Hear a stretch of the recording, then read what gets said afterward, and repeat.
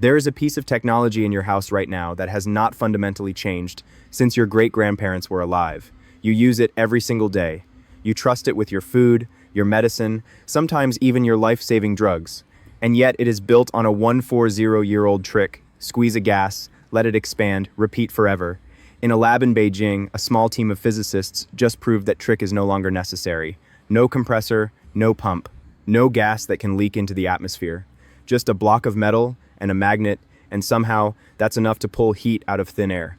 If this scales, the machine humming in your kitchen right now could look as outdated in 20 years as an icebox looks today. This is KYNTRAVO. And this is the quiet death of the refrigerator as you know it.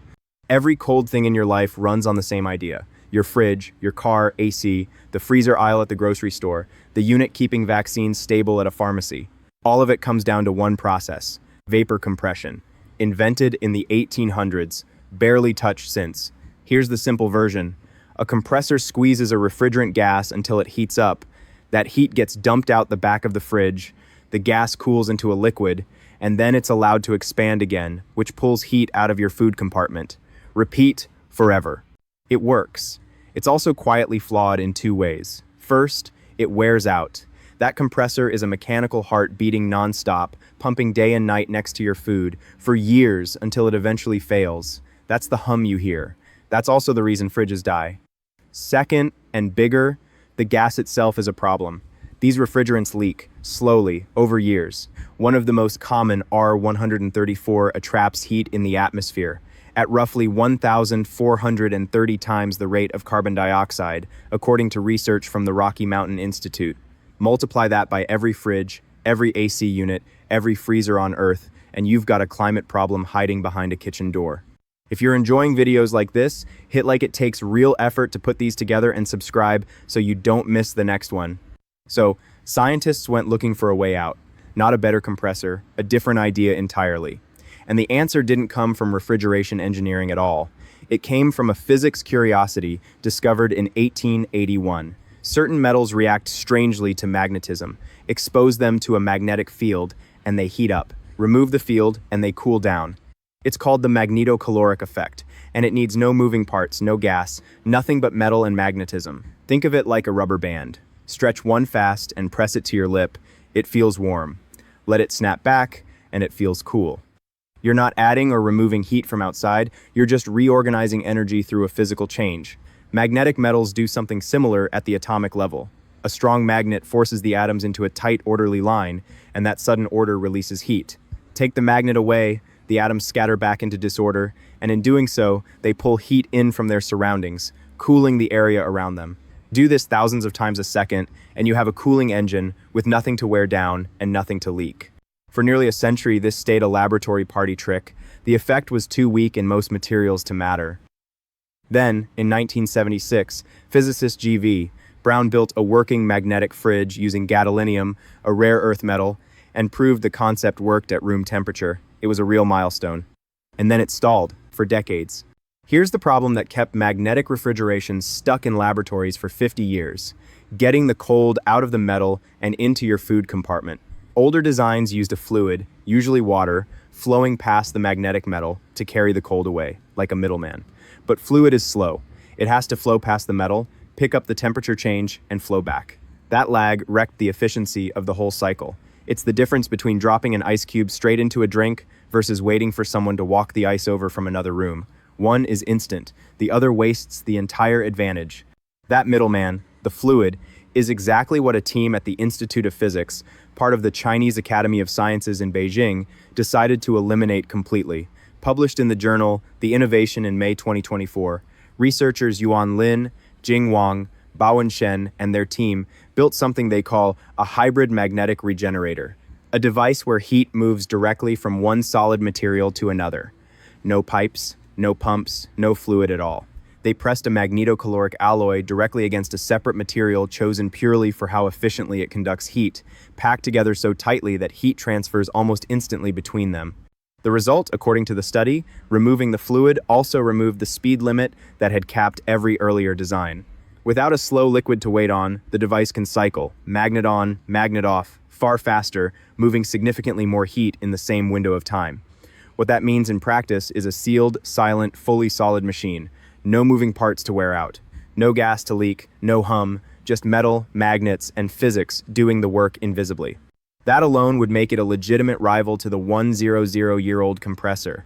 But the Beijing team quickly realized they'd built something bigger than a better fridge. Because the design needs no fluid, no seals, and no lines that can leak, it can be shaped and placed almost anywhere.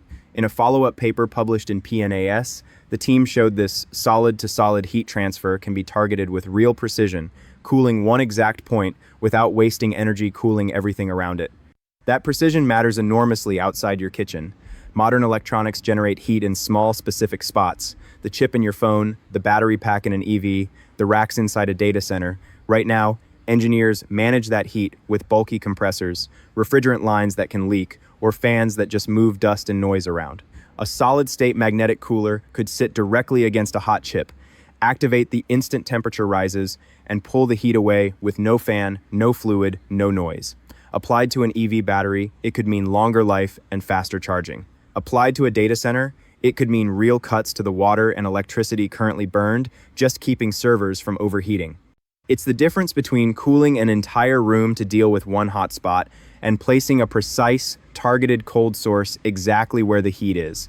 One is brute force, the other is surgical. From there, the possibilities stretch further than home appliances, cooling systems for spacecraft electronics that can't rely on fans in zero gravity, or medical implants that need to stay cold without a single moving part to fail inside the human body. What began as an attempt to build a better fridge is turning into a general-purpose tool for managing heat anywhere it's a problem. It's worth being straight about where this actually stands right now. What exists is a laboratory prototype. The researchers themselves describe it as a conceptual device. There's no store shelf and no announced release date. Two real obstacles stand between this lab result and your kitchen. Cost. Gadolinium and similar rare earth alloys are far more expensive than ordinary refrigerant gas, and mining them isn't cheap either. On top of that, you need powerful, precisely engineered magnets. Not the kind holding photos to your fridge door now, but strong enough to actually shift a metal's temperature. Efficiency. Early solid-state prototypes still often use more electricity to deliver the same cooling as a standard compressor fridge. The fluid bottleneck is solved. The cost and efficiency bottlenecks are not yet. If a magnetic fridge costs 5 times what a normal one does, it doesn't matter how elegant the physics is. Nobody buys it. But this is exactly the shape every major technology takes early on. The first computers filled entire rooms and cost millions. The first solar panels were priced far out of reach for ordinary use. Then, engineers spent years grinding the cost and the inefficiency out of them, and eventually the technology just became normal. The Beijing team didn't finish this story. They cracked the piece of it that had been stuck for 50 years and handed the rest of the puzzle to every engineer and manufacturer who comes next. Here's the strange part to sit with. The fridge humming in your kitchen tonight is running on essentially the same idea as one built in the 1800s. And somewhere in a lab, a block of metal and a magnet might already be the thing that finally replaces it, not with something flashy, but with something quieter, simpler, and considerably kinder to the planet. That's usually how it goes. Big shifts in technology rarely arrive all at once, announced with fanfare. They arrive in a paper almost nobody reads, years before anyone notices, until one day, the quietest fridge in the store doesn't have a compressor in it at all. If you want to keep tracking stories like this where physics, business, and the next decade collide, that's exactly what KYNTAVO is for. Hit like, subscribe, and turn on notifications so you don't miss the next one. So here's the question for the comments. Which everyday machine around you right now do you think is next in line to quietly disappear?